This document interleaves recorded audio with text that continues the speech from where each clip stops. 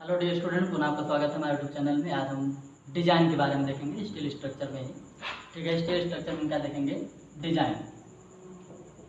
Steel structure में हम देखेंगे डिजाइन। बीम में हमने देखा था अभी तक, क्या क्या देख लिया था कि उसमें हमने कहाँ कहाँ पर जांच किया था। उसके बाद हम सबका फार्मूला भी देखे थे। न्यूमेरिकल आपका दो टाइप का आता है, दोनों टाइप हमने न्यूमेरिकल बताया यहाँ पर। अब डिजाइन भी देखेंगे और डिजाइन के बाद हम क्या देखेंगे यहाँ पर, न्यूमेरिकल कैसे इसका सॉल्व करते हैं। ठीक है, तो इसमें ज़्यादा टॉपिक अब नहीं रह गया है, बिल्ट अप बीम आपका एक टॉपिक और बच रहा है। तो आज हम पहले डिजाइन देख लेते हैं, उसके बाद इस पर हम फिर न्यूमेरिकल भी लगा लेंगे। आप लोग अपने अपने बुक से न्यूमेरिकल लगाते रहिए और जो भी न्यूमेरिकल आपको डाउट्स लग रहा है उसको आप हमारे नंबर पे सेंड कर दिया करिए या फ़ोन करके आप पूछ लिया करो। ठीक है, कोई दिक्कत नहीं है, दिन में आप फ़ोन भी कभी भी कर सकते हो। ठीक है, तो वो क्वेश्चन आप वहाँ से पूछ लेना, क्योंकि यहाँ पर हम सारे क्वेश्चन नहीं करवाएंगे। ठीक है, ऑफलाइन क्लास की बात अलग थी, वहाँ पर बता देते हैं, लेकिन यहाँ पर ज़्यादा टाइम नहीं रहता है, इसलिए हम क्या करेंगे, बस एक एक टाइप हम बताते हुए चल रहे हैं सबका, आप क्वेश्चन को लगाते हुए चलिएगा। ठीक है, तो चलिए हम देख लेते हैं स्टील बीम का डिजाइन कैसे करते हैं। मान लीजिए थोड़ी देर के लिए कि आपका घर है कोई, अब आपको ये लग रहा है कि हमें यहाँ पर एक बीम बनाने की ज़रूरत है। ठीक है, बीम बनाने की ज़रूरत है, बीम हमारा स्टील बीम होगा। ठीक है, तो अब बात आती है कि हम सेक्शन का चयन कैसे करेंगे। भाई बीम तो हमें पता चल गया बीम लगेगा, अब बात ये आती है कि बीम किस प्रकार का होना चाहिए कि इस पे आने वाले सभी ट्रांसवर्स लोड को आसानी से बियर किया जा सके। ठीक है, हमने कहा भैया जाओ एक मार्केट से बीम लेके चले आओ। हमने एक बीम लाके ऐसे लगा दिया यहाँ पर और देखा कुछ दिन बाद कि जैसे इस पे लोड पड़ा, ये तुरंत भाई साहब क्या कहेंगे, इस प्रकार से बेंड करके सेक्शन क्या हुआ आपका यहाँ पर फेल। तो वही चीज़ हमारी जरूरी है क्या कि भैया किसी भी स्ट्रक्चर को लगाने के लिए हम कहेंगे कि बीम को अगर लगाना है तो सबसे पहले उसमें क्या करेंगे, डिजाइन करेंगे। और डिजाइन किसके आधार पर किया जाएगा, आने वाले लोड के आधार पर किया जाएगा। आने वाले लोड को और स्पैन को मद्देनजर रखते हुए हम किसी भी बीम का डिजाइन करेंगे। क्लियर है? अगर आपको लोड ना पता हो, अगर आपको लोड ना पता हो तो क्या आप सेक्शन का डिजाइन कर सकते हैं? कहेंगे बिल्कुल नहीं, हमें पता नहीं है इस पर कितना लोड आएगा। ठीक है, मान लीजिए कोई हमारे पास आ गया, भैया ऐसा है हमें एक बीम लगाना है, बताइए हम कौन सा बीम लगा दें। हमने कहा भाई पहले लोड तो बताओ कितना लोड आएगा। ठीक है, पहले लोड बता दो हमें कितना लोड आएगा, फिर उसी के हिसाब से हम बताएंगे कि आपका कितना कौन सा बीम रहेगा बढ़िया। तो कह रहे हैं लोड तो हमें पता नहीं है। अब बता भाई, जब लोड नहीं पता है तो हम कौन सा बीम उनको बता दें। अब पता लगा कि हम उनको लाइटर बीम दे दिया, हमने लाइटर सेक्शन दे दिया, ये सोचकर भैया सस्ती है जाओ उठा लो एक लगा दो। अब लाके लगाए और लोड डाले, तुरंत बीम क्या हो गई, टूट गई। अब ये ऑब्जेक्शन जो होगा या जो उनका, ठीक है, शिकवा शिकायत होगा, वो किससे होगा, भाई फलाने से हम पूछे थे, ठीक है, उन्होंने ही बताया था बीम हमारी फेल हुई, इसके जिम्मेदार वही हैं। तो उससे अच्छा क्या है, अब दूसरा हमने क्या सोचा, दूसरा हमने कहा भैया इनको हायर सेक्शन दे देते हैं। जब हायर हमने सेक्शन दिया तो अब वो हो गया क्या, अनिकोनॉमिकल। ठीक है, अब आया वो कोई देखा भैया फलाने बहुत बढ़िया बीम लगाए हो यार, क्या हाँ बहुत बढ़िया बीम लगाए, कितने की पड़ी, बहुत महंगी पड़ी यार, हम तो इतने सस्ते में कर देते हैं इसका काम। तो बात यहाँ पर क्या आई, फिर भी फलाने के ऊपर चले गए, फिर भी फलाने के ऊपर चले गए। ठीक है, कि भैया वही फलाने बताए थे कि इतनी वाली बीम लगा दो, ये बढ़िया है बीम। ठीक है, तो उसमें गलती किसकी है, गलती वहाँ पर उस बंदे की नहीं है जिसने बीम बताया है, क्योंकि उसको एक्चुअल लोड नहीं पता था। जब एक्चुअल लोड पता हो जाता तो हम कह सकते थे कि वहाँ पर वो सेक्शन क्या कर सकता था, डिजाइन कर सकता था। क्लियर है? तो ये सारी चीज़ें गाँवों में देखने को आपको मिलती हैं, बाहर भी आपको देखने को मिलती हैं, लेकिन आजकल सब साक्षर हो चुके हैं, हर चीज़ को जानते हैं। तो इसमें क्या क्या चीज़ की ज़रूरत होती है किसी भी बीम को डिजाइन करने के लिए, क्या क्या चीज़ की ज़रूरत पड़ती है किसी भी बीम को डिजाइन करने के लिए, तो कम से कम दो चीज़ों की ज़रूरत पड़ती है। ठीक है, यहाँ पर हम देख रहे हैं design of steel beam, design of steel beam.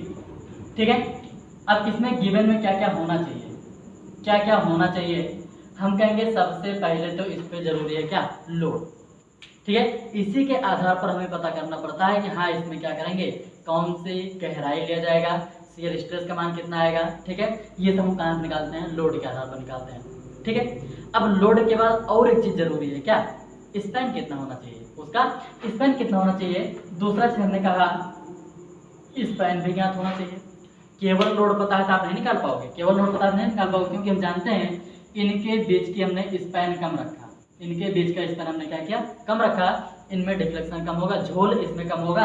हमने क्या किया, स्पैन को बढ़ा दिया। जब स्पैन को बढ़ा दिया गया तो हम क्या देखते हैं कि अब यहाँ पर क्या हुआ, झोल हो जाएगा। अब ये क्या हो जाएगा, कुछ इस प्रकार से हो जाएगा।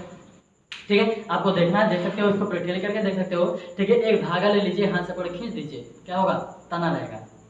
अब क्या कीजिए, वही रस्सी उठाइए और एक बांस में यहाँ बांध के दूसरे बांस में यहाँ बांध दीजिए कपड़ा फैलाने के लिए। अब क्या देखेंगे, इस रस्सी को चाहे जितना टाइट कर दो, लेकिन बीच में सैग जरूर रहेगा, झोल इसमें जरूर रहेगा। ठीक है, तो ये क्या हुआ, हमने क्या देखा कि जैसे हमने स्पैन बढ़ाया वैसे डिफ्लेक्शन का मान क्या हुआ, यहाँ पर इंक्रीज हो गया, अर्थात ये हमारा सैगिंग भी यहाँ पर क्या हुआ, इंक्रीज हो गया। क्लियर हुआ। तो हम कहेंगे कि स्पैन का भी होना जरूरी है, स्पैन का भी होना क्या यहाँ पर आवश्यक है। बता रहे, क्लियर होना यहाँ से। ठीक है, तो स्पैन भी यहाँ से मिल गया। अब इसके बाद और क्या चाहिए, तो हम कहेंगे अब अगर हमें कुछ भी ना मिले तो भी हम सेक्शन का डिजाइन कर सकते हैं। ठीक है, और अगर मिल जा रहा तो अच्छी बात है। ठीक है, अगर मिल जा रहा है तब तो अच्छी बात है, नहीं तो हम सेक्शन का, ठीक है, डिजाइन यहाँ से हम कर सकते हैं। ठीक है, F5 अगर F5 दे देगा तो अच्छी बात है, और नहीं तो हम मान लेते हैं F5 का मान कितना, 250 न्यूटन पर mm स्क्वायर, क्योंकि यही हमारी माइल्ड स्टील होती है। ठीक है, और इसी को हम स्ट्रक्चरल स्टील के रूप में भी यूज करते हैं। क्लियर होना से क्यों करते हैं, ये सब पीछे हम बताए हैं, अब देखिएगा वहाँ से बता भाई, इतना क्लियर हो नहीं यहाँ से। अब देखो यहाँ पर क्या हुआ, हमें सिर्फ इतना चीज़ पता है बस, और कुछ नहीं पता है। अब हमें बताना ये है कि कौन से सेक्शन का हम यहाँ पर यूज करेंगे, बता भाई, क्लियर हो। तो अगर F5 पता है तो ठीक है, अब नहीं पता है तो हम कितना लेंगे, 250 न्यूटन पर mm स्क्वायर लेकर के हम चलेंगे। बता भाई, क्लियर हो। ठीक है, तो वही सबसे पहला स्टेप हम यहाँ पर देखेंगे। हम लिखाते हुए चल रहे हैं, आप हम समझाते हुए चल रहे हैं। ठीक है, थोड़ा बहुत लिखा भी देंगे, आप अपने भाषा में जैसे चाहो वैसे लिख लेना। सबसे पहले स्टेप हम बात करेंगे, हम कहेंगे इफेक्टिव स्पैन की जरूरत पड़ेगी। ठीक है, तथा क्लियर स्पैन की भी जरूरत पड़ेगी, इफेक्टिव स्पैन की भी जरूरत पड़ेगी, क्लियर स्पैन की भी जरूरत पड़ेगी। आप यहाँ पर समझिए क्यों जरूरत पड़ेगी। हमने कहा ये हमारे पास क्या है, बीम है। हमने कहा ये हमारे पास क्या है, एक प्रकार से बीम है। ठीक है, यहाँ पर हमने लगा दिया सपोर्ट, यहाँ पर हमने क्या लगा दिया, सपोर्ट। ठीक है, अब अगर ये कटेगा, अगर इस पर हमने लोड डाला, अगर हम लोड डालेंगे तो ये भाई साहब कहाँ से कटेंगे, ये कुछ हमारा यहाँ से कटेगा और ये भी हमारा कुछ यहाँ से कटेगा। बता भाई, ये कटेगा क्या, ये दीवार के बीच से जाकर कटेगा, हम कहेंगे बिल्कुल नहीं। कहाँ से कटेगा, यहाँ से कटेगा।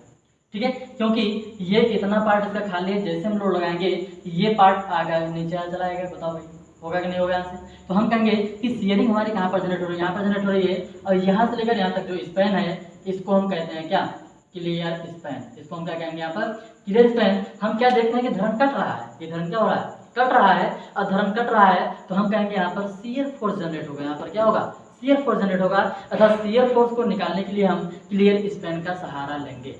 क्लियर हो यहाँ से, क्लियर स्पैन का सहारा कहाँ पर लेंगे, शियर फोर्स को निकालने के लिए, क्योंकि कट कहाँ से रहा है, वो क्लियर स्पैन को ध्यान में रखते हुए काट रहे हैं। ठीक है, चलिए अब हमने क्या देखा, अब हम क्या देख रहे हैं कि मान लीजिए यही हमारा बीम है, यही बीम है, लेकिन ये बीम हमारा कुछ इस प्रकार से बेंड कर गया। ये बीम हमारा कुछ इस प्रकार से क्या हुआ, बेंड हो गया। ठीक है, ये हमारा बीम कुछ इस प्रकार से बेंड हो गया। ठीक है, अब देख भाई, ये जो बेंड हो रहा है, ये जो बेंड हो रहा है, ये लेकिन देखो क्या है, ये देख रहे हैं कि हमारा कुछ अंदर तक है, ये हमारा क्या है, कुछ अंदर तक है। अर्थात जब बेंडिंग की बात करेंगे तो बेंडिंग हम कहेंगे कहाँ से कहाँ तक लिया जाएगा, इफेक्टिव स्पैन पे लिया जाएगा। किस पे लिया जाएगा, इफेक्टिव स्पैन पे लिया जाएगा। तो बेंडिंग की भी जरूरत पड़ेगी, शेयरिंग की भी जरूरत पड़ेगी। हम कहेंगे सबसे पहले आपको स्पैन पता है, अब पता नहीं कौन सा स्पैन पता है, क्लियर पता है तो भी हमें इफेक्टिव निकालना है, इफेक्टिव पता है तो भी हमें क्लियर स्पैन निकालना है। अब आपके दिमाग में आएगा भैया यहाँ तो ठीक है वॉल की थिकनेस दिया ही नहीं है, कोई दिक्कत नहीं है, वॉल की थिकनेस नहीं देगा। हम जानते हैं स्टैंडर्ड वॉल की थिकनेस जो होती है 30 सेंटीमीटर लिया जाता है। कितना लेते हैं, 30 सेंटीमीटर। ठीक है, तो इसको भी हम यहाँ पर देख लेते हैं, और यहाँ पर हम देखेंगे क्या, हम लिखेंगे क्या, स्पैन। स्पैन में सबसे पहले हम देखेंगे क्या क्या स्पैन यहाँ पर दिया गया है। ठीक है, देखो यहाँ पर 30 सेंटीमीटर थिकनेस, 30 सेंटीमीटर थिकनेस की वॉल मानते हुए इफेक्टिव स्पैन या क्लियर स्पैन। अगर इफेक्टिव दिया है तो क्लियर निकालेंगे, क्लियर दिया है तो इफेक्टिव निकालेंगे, हमने दोनों लिख दिया। क्लियर स्पैन कैलकुलेट कर लेते हैं या ज्ञात कर लेते हैं। ठीक है, कैलकुलेट कर लेते हैं या ज्ञात कर लेते हैं। बता भाई, क्लियर हो, पहला स्टेप। अब कैसे निकालना ये आपको पता है, फाइनल में पहुंच गए हो। अगर इफेक्टिव स्पैन और क्लियर स्पैन नहीं निकाल पा रहे तो बेकार है। ठीक है, निकालना पहला स्टेप हो गया। अब दूसरे में क्या देखेंगे, दूसरे स्टेप में क्या देखेंगे ठीक है। दूसरे स्टेप में देखेंगे क्या कि अब देखो यहाँ पर क्या कह रहे हैं, हम ये कह रहे हैं क्या कि टोटल लोड ज्ञात करते हैं। दूसरे स्टेप में हम किसकी बात कर रहे हैं, टोटल लोड ज्ञात करते हैं। स्टेप नंबर 2 किसकी हम बात कर रहे हैं यहाँ पर, स्टेप नंबर 2। और टोटल लोड यहाँ पर निकालेंगे, क्या निकालेंगे यहाँ पर, टोटल लोड ज्ञात करते हैं, टोटल लोड ज्ञात करते हैं। अगर टोटल लोड कहाँ से आएगा तो हम कहेंगे पहले में तो आपका आएगा जो उस पर आने वाला भार है, जो उस पर आने वाला भार है। और लाइव लोड हमें गिवन रहेगा, वो देखो अभी देख रहे हैं ना, ऊपर लोड दिया गया है। लाइव लोड यहाँ पर निकालेंगे W1 किलो न्यूटन प्रति मीटर, मान लीजिए कोई भी मात्रा दे सकता है, ठीक है, किलो न्यूटन भी दे सकता है, किलो प्रति मीटर भी दे सकता है। मात्रक के हिसाब से हम बेंडिंग मोमेंट का फार्मूला लगाएंगे, ठीक है।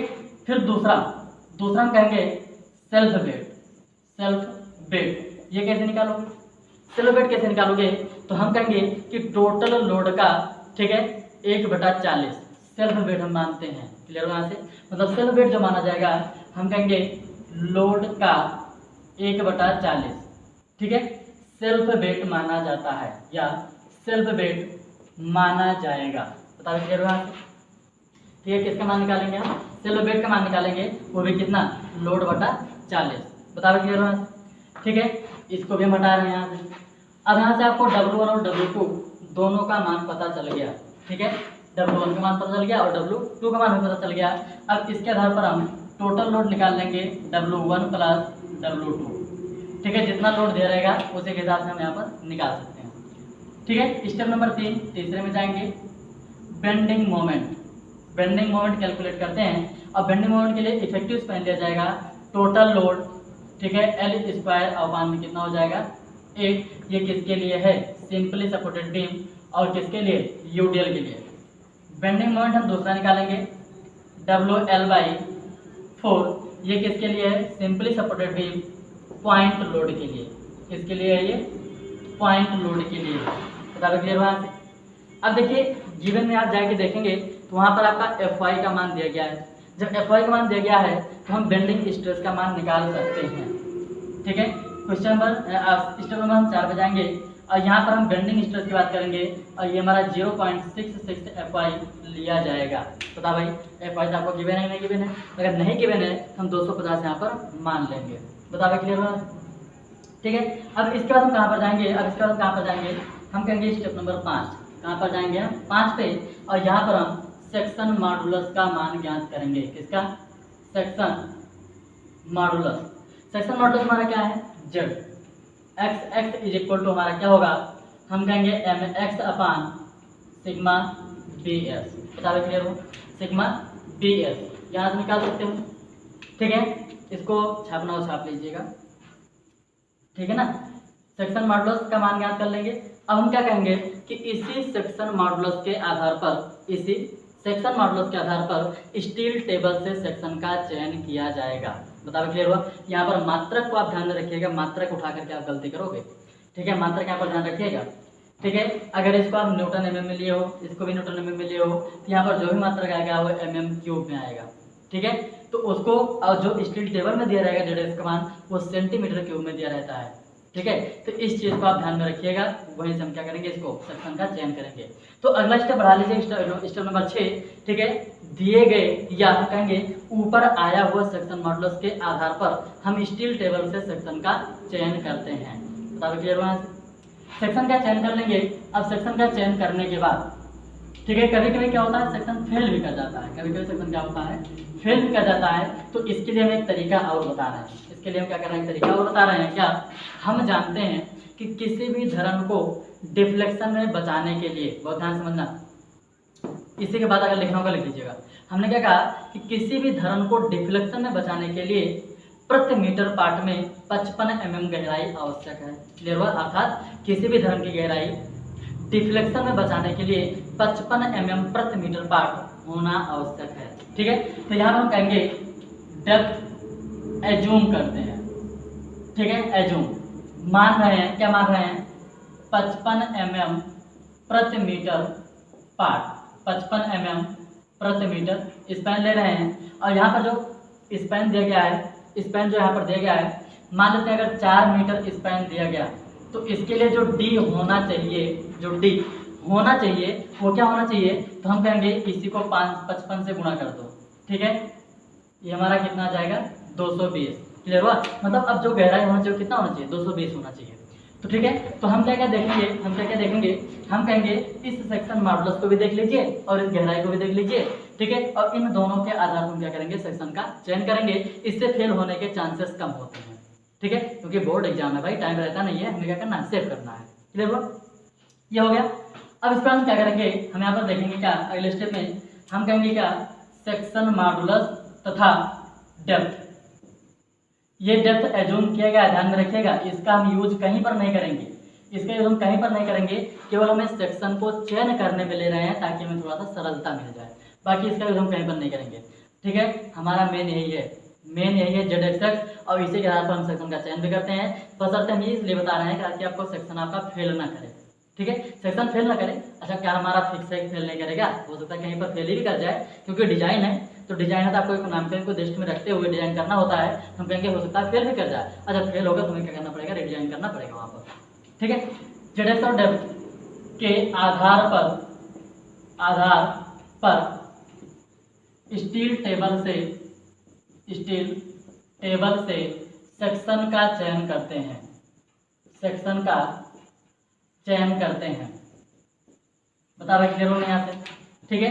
और सेक्शन का हम चयन करेंगे, सेक्शन का हम चयन करेंगे कैसे, सेक्शन का चयन करेंगे, ठीक है। देखो, जब टेबल देखोगे तो जेड एक्स का मान यहाँ पर दिया होगा, पहले जेड को देखिए, प्राथमिकता हम सबसे पहले किसको देंगे, सेक्शन मॉडुलस को देंगे। अब मान लीजिए जेड आपका मिल गया, उसके आसपास मिल गया, अब उसके सामने तुरंत चले गए, गहराई देख लीजिए, अगर इसके गहराई के लगभग बराबर है तो हम कहेंगे ये फेल नहीं करेगा, सेफ रहेगा, ठीक है। अब मान लीजिए सेक्शन मॉडुलस आपका सेफ हो रहा है, गहराई आपकी सेफ नहीं हो रही है, कम हो रही है, तो हम कहेंगे फेल होने के चांसेस बढ़ रहे हैं, क्लियर यहाँ से। तो अब मान लीजिए यहाँ पर आपने निकाल लिया और सेक्शन का आपने चयन कर लिया IS, ठीक है, कोई भी सेक्शन हो, ठीक है, जितना हमने 5 टाइप बताया था उसमें किसी का भी सेक्शन हो। फिर यहाँ पर लिखा जाएगा D अर्थात डेप्थ @ ठीक है, और यहाँ पर रहेगा आपका किलोग्राम प्रति मीटर, इसको आप चेंज कर लीजिएगा। अब एक्चुअल सेल्फ वेट हमारा जो ले जाएगा, कौन सा लिया जाएगा, ये वाला लिया जाएगा, ठीक है। और ये हमारा क्या होगा, डेप्थ रहेगा अर्थात डी आपकी ये ली जाएगी। ये हमने सिर्फ माना था किसके लिए, सेक्शन का चयन करने के लिए, क्योंकि वास्तव में आपका कौन सा लिया जाएगा, अभी ये लिया जाएगा। अब इसके बाद आपको जांच करना है, अब इसके बाद आपको क्या करना है, चेकिंग करना है, ठीक है, चेकिंग करना है। चेकिंग में हम सबसे पहले बेंडिंग हो गया आपका, बेंडिंग हो गया, हम यहाँ पर बात करेंगे शियर स्ट्रेस की, किसकी हम बात करेंगे, शियर स्ट्रेस की। और ये सिग्मा S = आपका मिलेगा V/D × TW, ठीक है। अभी थोड़ी देर पहले या आप कह सकते हो पिछले लेक्चर में, हाँ पिछले लेक्चर में आपने देखा है, उसका हमने कुछ निकाला था, ठीक है, D × TW। और इसका मान अधिक नहीं होना चाहिए, कितने 0.4 FY से, ठीक है। फिर हम बात करेंगे यहाँ पर बात करेंगे डिफ्लेक्शन की। हम किसकी बात करेंगे, डिफ्लेक्शन की हम बात करेंगे। और ये डिफ्लेक्शन डेल्टा का मान, ठीक है, अधिक नहीं होना चाहिए, किससे, स्पैन / 325, बता क्लियर हो, ठीक है। हम चेकिंग कर रहे हैं, किसमें चेकिंग किए, पहला नंबर चेकिंग किया गया, दूसरा नंबर चेकिंग किया गया, तीसरे की हम बात करेंगे। और तीसरे में जब हम चेकिंग करेंगे तो वहाँ पर हम देखेंगे क्या, ठीक है, डिफ्लेक्शन हो गया। हाँ, बात कर लेते हैं क्रिपलिंग की, किसकी बात कर लेंगे यहाँ पर हम, क्रिपलिंग की बात कर लेंगे, ठीक है। तीसरा क्रिपलिंग की हम बात कर लेंगे। और यहाँ पर हम जानते हैं क्रिपलिंग के लिए सामान्यतः कौन सा स्ट्रेस लिया जाता है, बियरिंग स्ट्रेस। कौन सा स्ट्रेस लिया जाता है, बियरिंग स्ट्रेस। और ये जो हमारा आएगा B, ठीक है, ये अधिक नहीं होना चाहिए 0.75 FY। इस सिग्मा B का हमने पीछे डेरिवेशन कराया है, आप वहाँ से देख सकते हो, B × TW, ये हमारा क्या होता है, सिग्मा B, बता क्लियर हो, ठीक है। फिर 4 नंबर पे हम जाके चेकिंग करेंगे वेब बकलिंग की, किसकी हम बात करेंगे, वेब बकलिंग की बात करेंगे।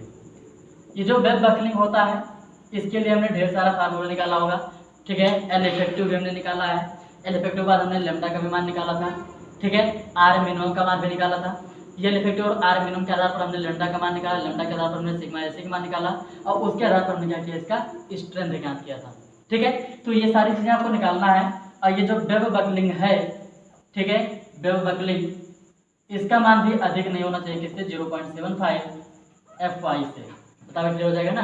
अगर स्ट्रेस की बात करेंगे तो हमारा इससे अधिक नहीं होना चाहिए। क्लियर हुआ। इतने में अगर एक में भी सेक्शन फेल कर गया, ये जो चारों हमने चेकिंग किया, अगर एक में भी सेक्शन फेल किया, हम कहेंगे तुरंत आपको रिडिजाइन करना पड़ेगा, और रिडिजाइन के लिए आप हायर सेक्शन का चयन करेंगे। बताओ क्लियर हुआ यहाँ से। ठीक है, हमारे ख्याल से इतना हो गया होगा। देखो हम पूरा एक बार दोहरा देते हैं। सबसे पहले आप क्या निकालेंगे, इफेक्टिव स्पैन। इफेक्टिव स्पैन देगा, क्लियर स्पैन निकालेंगे। अगर आपको सपोर्ट नहीं दे रहा है हम 30 सेंटीमीटर सपोर्ट मान लेंगे। क्लियर हुआ। अगले स्टेप हम क्या करेंगे, लोड का मान निकालेंगे। सेल्फ वेट जो होगा दिए गए लोड का 1/40 किलोग्राम प्रति मीटर या किलो न्यूटन प्रति मीटर। अब वो डिपेंड करता है हमारा कौन सा मात्रक दिया गया है। ठीक है, उस मात्रा के आधार पर हम सेल्फ वेट मान लेंगे, लोड अपान 40, और उसमें हम आने वाले लोड को ऐड कर देंगे, टोटल लोड हमारा पता चल जाएगा। क्लियर हुआ। अब उसके आधार पर हम बेंडिंग मोमेंट का मान निकाल लेंगे। ठीक है, total load into span square मान कितना होगा, 8W²/8। Simply supported beam UDL force के लिए लिया जाता है, WL/4 सिंपली सपोर्टेड बीम और पॉइंट लोड के लिए लिया जाता है। ठीक है, उसका हम क्या करेंगे, फ्लेक्सुरल स्ट्रेस की हम बात करेंगे। या हम कहेंगे चूंकि हम जानते हैं, ठीक है, चूंकि हम जानते हैं, ठीक है, जो सिग्मा भी होता है वो होता है m/z-axis, अर्थात z-axis इक्वल टू क्या होगा, m/सिग्मा। और वहां से m और सिग्मा मतलब सिग्मा क्या, बेंडिंग स्ट्रेस, मोमेंट और बेंडिंग स्ट्रेस के आधार पर हम सेक्शन मॉडुलस का मान निकाल लेंगे। फिर हम जानते हैं कि किसी भी धरन को डिफ्लेक्शन में बचाने के लिए प्रति मीटर गहराई कितना होना चाहिए, 55 mm लिया जाता है। ये आपका फिक्स नहीं है, हमने कहा ये एवरेज वैल्यू आती है।